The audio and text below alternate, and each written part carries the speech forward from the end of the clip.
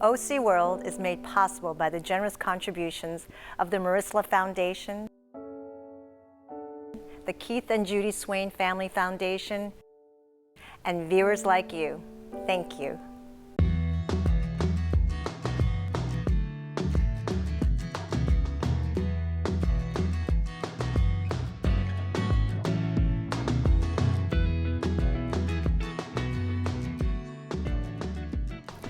Alzheimer is a vicious, unforgiving taker that robs us of our identity and connection to our loved ones.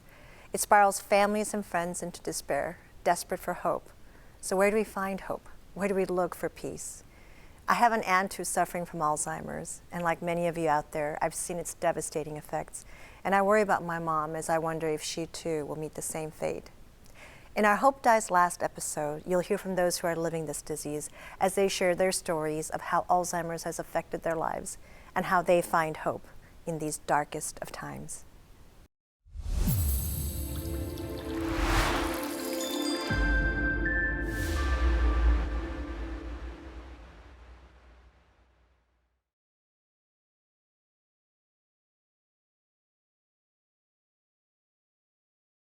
I knew something was wrong, but I didn't know what, and he didn't think anything was wrong. Sort the beads in. Put the beads in there, into the box, the orange ones. This morning, he didn't know who I was. He doesn't think he's ever been married. Are you married, Bob? No. No.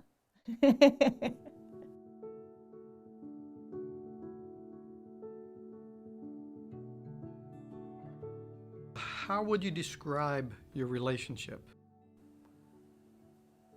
Parent-child. Yeah, like a toddler. Which is your favorite color, Bob? There's loss every day. Inability to undo a belt, or using a Jenga block instead of a fork. Different words, loss of words. There's always something. In your mind's eye, have you imagined what it will be like next year? I don't think there'll be a next year. I think we're reaching or going quite quickly towards the end of this part of our life.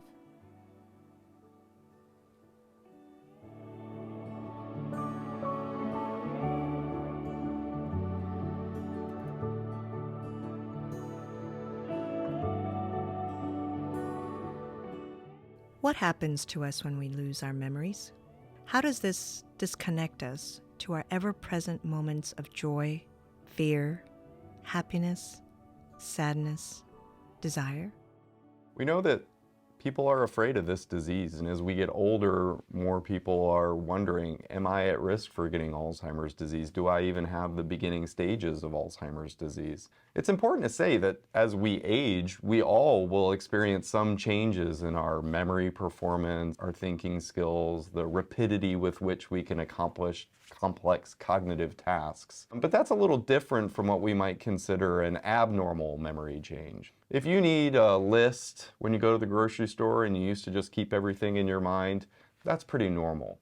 But if people are telling you, or if you're experiencing a loved one who's asking the same question over and over again in a single conversation, that may be a sign that there's something wrong. The statistics in this country are alarming.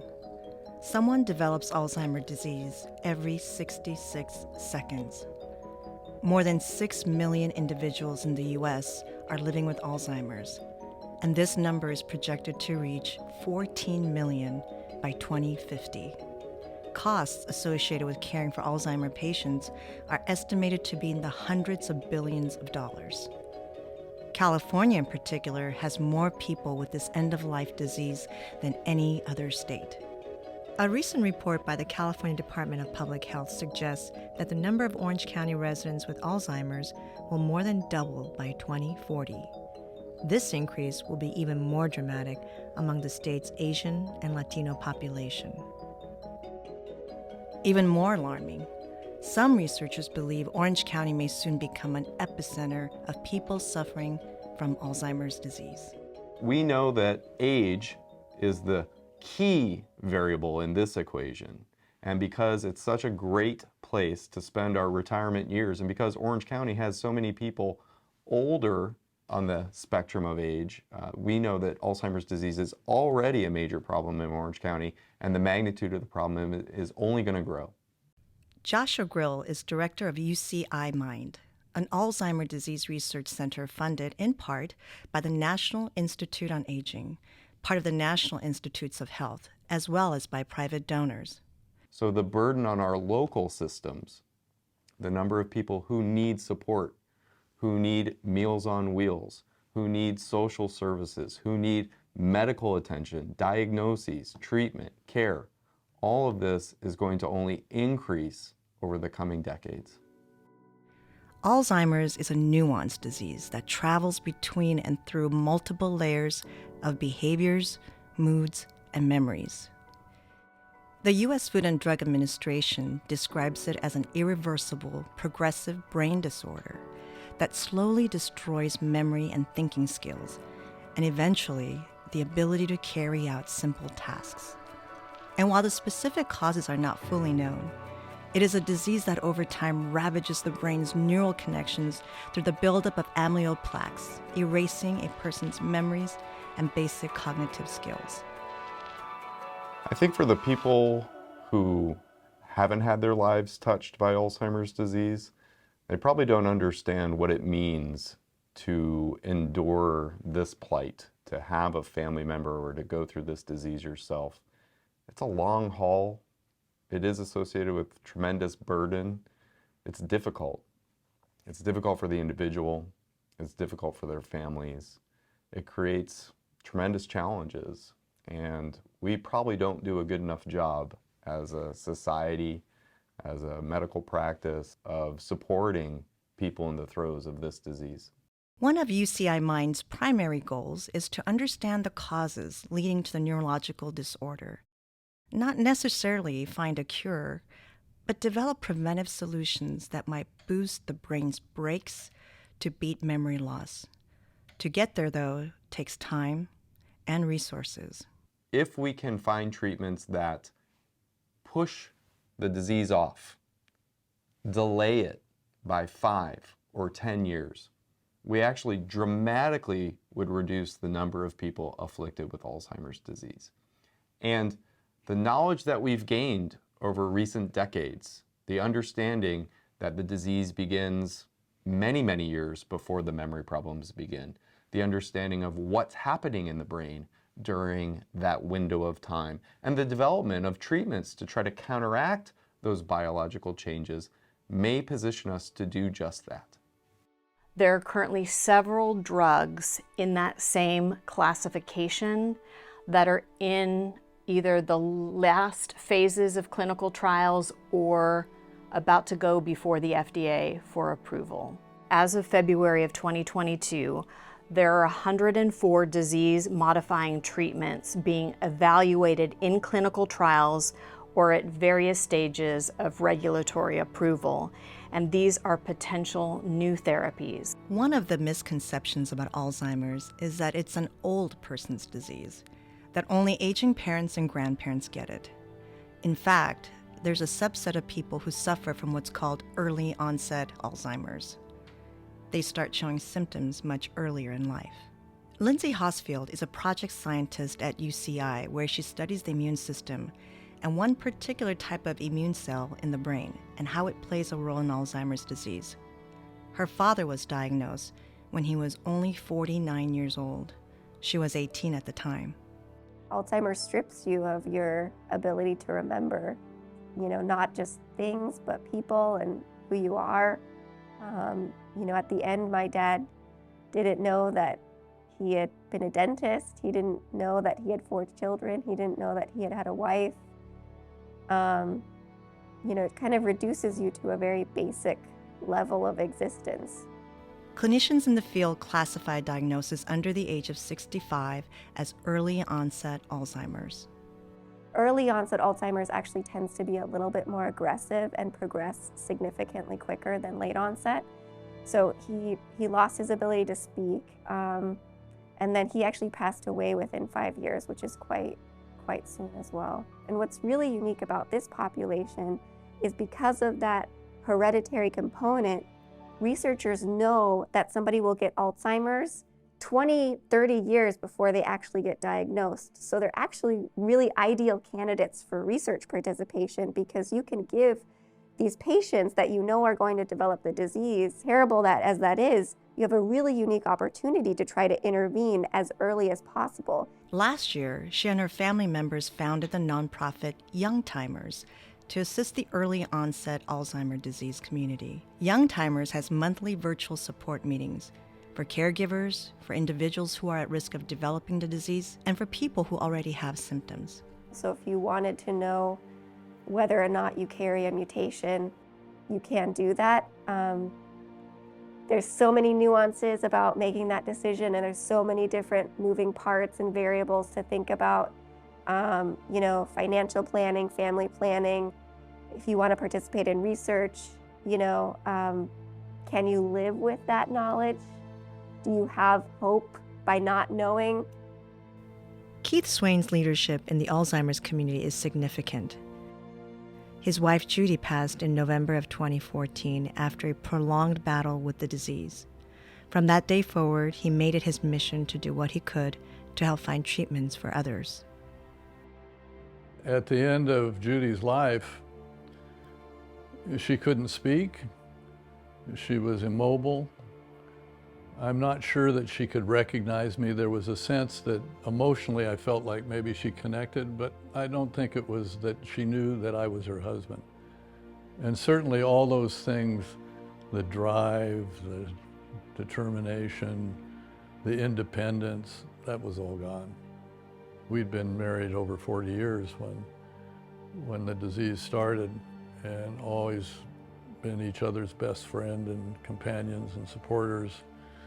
And having to show her pictures of us when we were younger and older or in between to try to convince her that I was in fact Keith.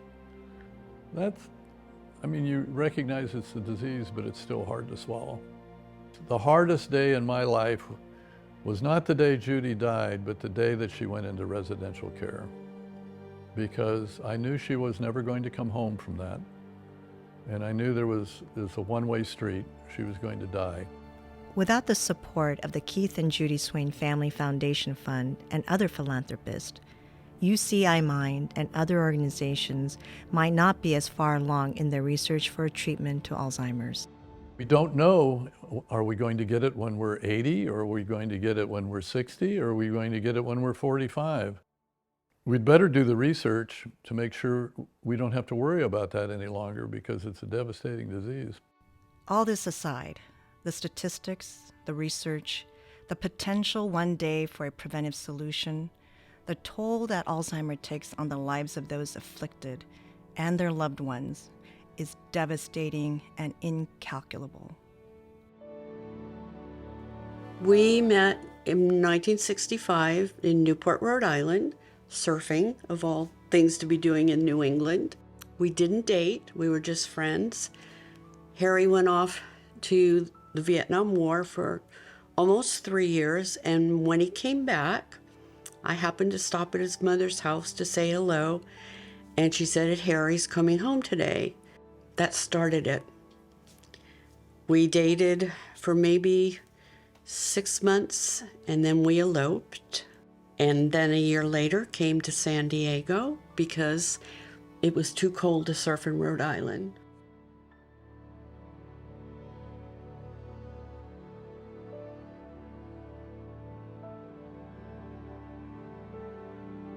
It would be around 2003 in the middle of the night. I tried to wake Harry.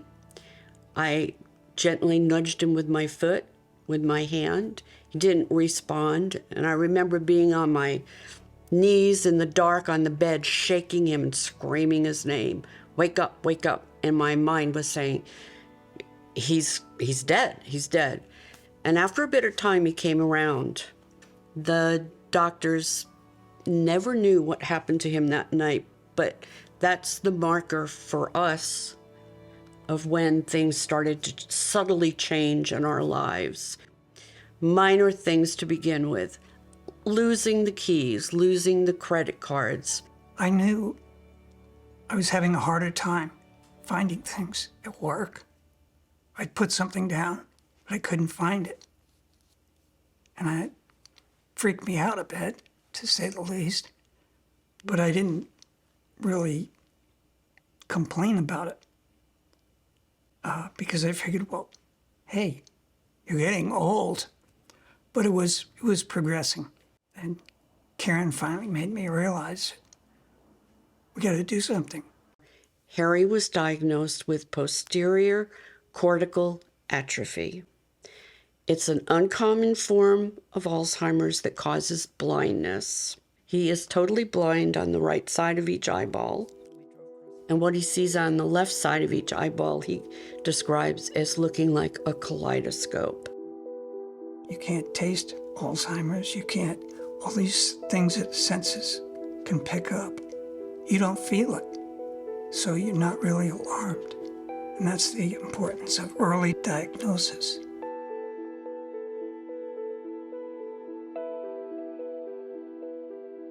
Some people, like Deborah Levy, Executive Director for the Alzheimer's Association, Orange County Chapter, argue that it's not just all about funding research for preventive solutions or possible one day a cure, but that people with Alzheimer's and other types of dementia also need various rehabilitation and assistance and caregiving that can improve quality of life and help maintain a sense of purpose and hope. What really hurts my heart is when I hear that somebody has gone through caring for a loved one with this disease and didn't know that we were a resource in the community. The Alzheimer's Association is the world's third largest funder of Alzheimer's disease research, behind the United States and Chinese governments. It is also a voluntary organization that provides support, research, and advocacy through various programs, including care consultations, support groups, and education programs. It impacts individuals usually for long periods of time once you're diagnosed. It's expensive for the family because oftentimes a caregiver has to give up work or cut down on their hours in order to care for somebody living with the disease. And the Alzheimer's Association and our volunteer advocates are spending quite a bit of time, both at the state level and the federal level, trying to get additional funding for resources available, whether it's assistance to families, whether it's additional funding for research through the NIH or NIA. Alzheimer's is a costly disease, especially for families and caretakers. Consider roughly 83% of the help provided to older adults with Alzheimer's in the U.S. comes from family members, friends, and unpaid caregivers.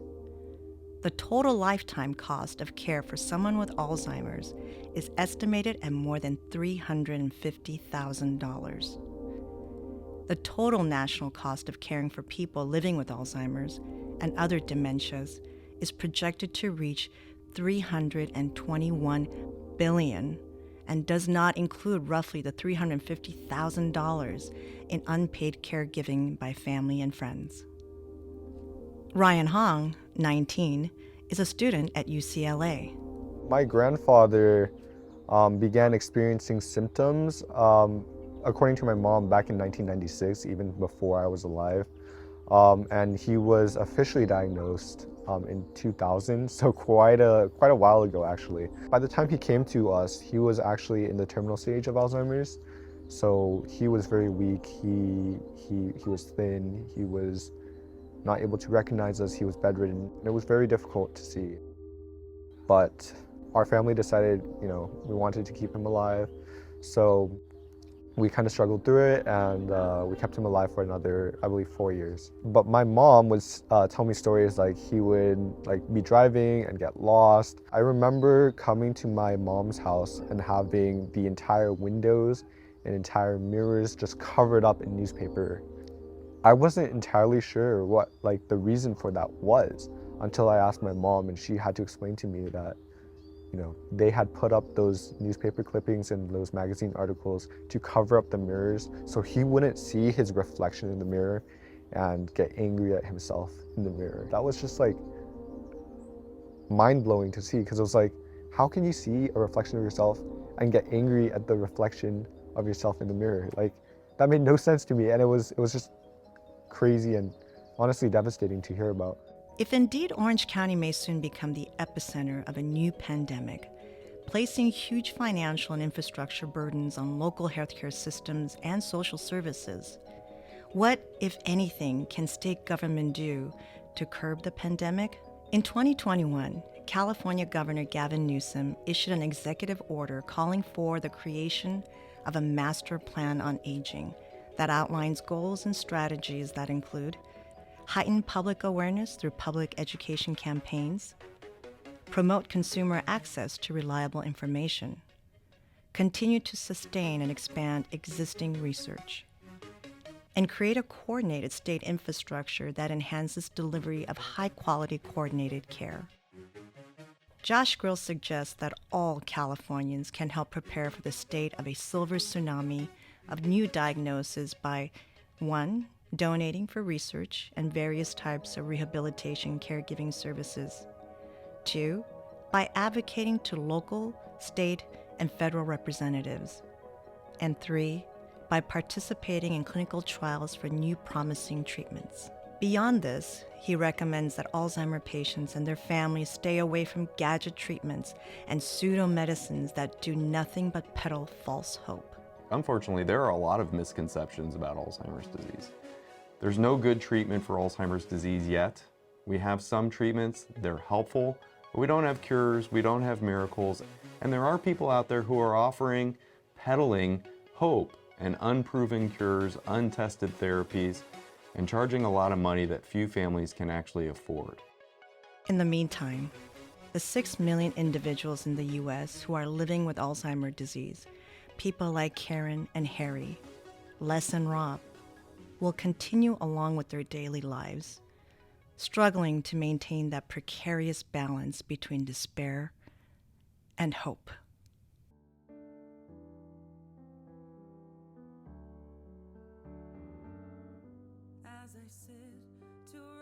We were surrounded by friends and family, and it was paying homage to the life that we had and the life that we built together. And it was just spectacular, and Rob was completely there and completely invested and emotional, and it was beautiful. It was just, I will never forget that day. It's been a long journey. It's not all pretty and lovey-dovey, but when I renewed those vows, I made a recommitment to walk him home with grace and dignity. So that's what I'll do as best as I can.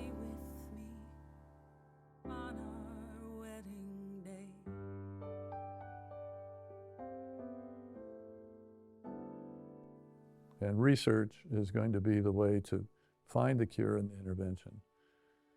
But it's not going to happen immediately. It's not going to be a quick fix.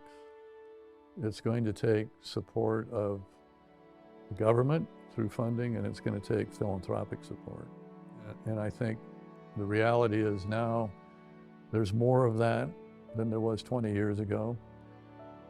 There's less stigma associated with Alzheimer's. There's more of a willingness to talk about Alzheimer's. And there's more money flowing into research. So that's really what gives me hope for the future. What's really exciting is that they're running clinical trials in early onset familial Alzheimer's disease individuals. And over the last couple of years, we've realized that there actually are drugs that can halt parts of the disease from continuing. I have extreme hope that I think in the next couple of years we really will see some promising results from some of these clinical trials.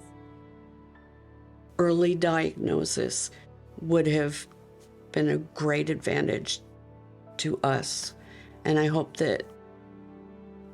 people understand it's not a normal part of aging.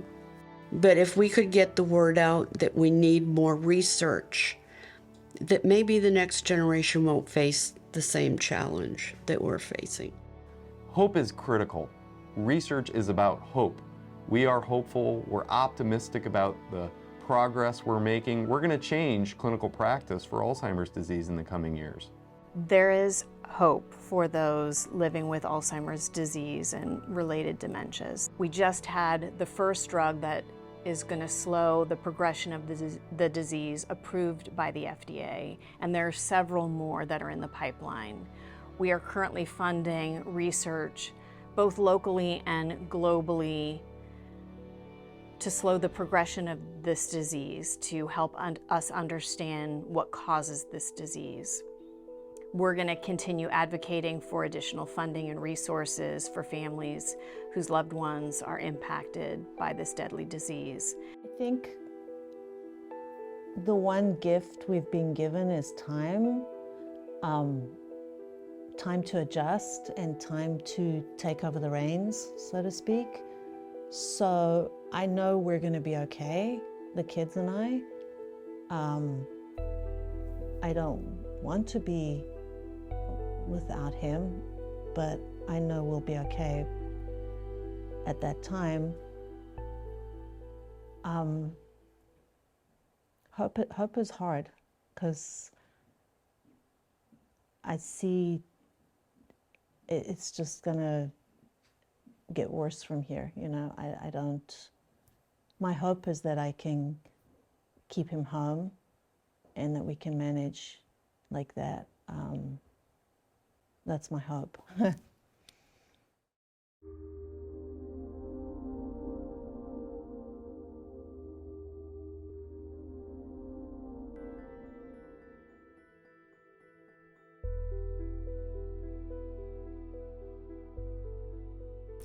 Following the taping of this piece, our friend Rob passed away. It's a powerful reminder of the ruthlessness of this disease. We are deeply saddened and feel a profound sense of loss for a man and his wife who allowed us into their lives and hearts so that we could see and feel their stories and hopefully act to make a difference. Until next time, from all of us at OC World, stay safe and be well. Can you hear something? Can you hear something? Yeah.